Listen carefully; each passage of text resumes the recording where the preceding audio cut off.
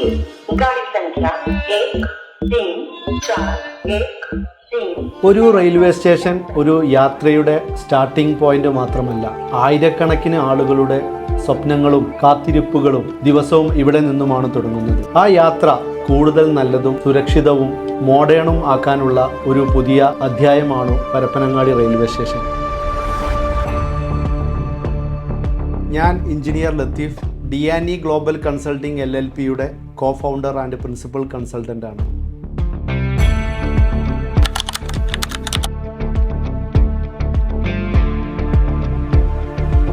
ഈ 3Dയിൽ റെയിൽവേ സ്റ്റേഷൻ്റെ മെറ്റീരിയലും ലൈറ്റിങ്ങും ലാൻഡ്സ്കേപ്പും എല്ലാം അതിനനുയോജ്യമായ രീതിയിൽ തന്നെ ഡിസൈൻ ചെയ്യാൻ ഡിയാൻഡിക്ക് സാധിച്ചിട്ടുണ്ട്.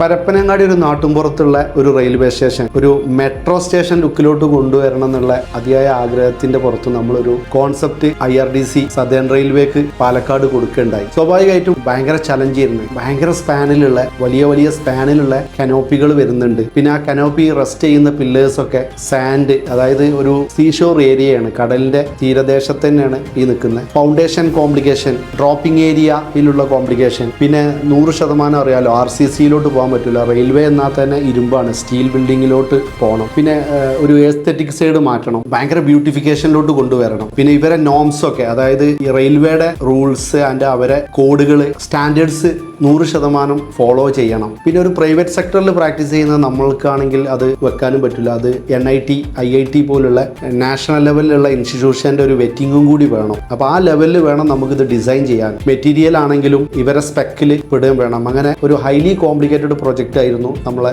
തൊട്ടടുത്ത് തന്നെയുള്ള പരപ്പനങ്ങാടി റെയിൽവേ സ്റ്റേഷൻ. അതൊരു നല്ല രീതിയിലോട്ട് ഫേസ് ലിഫ്റ്റ് ചെയ്യാൻ ടീം ഡിയാനിക്ക് സാധിച്ചു.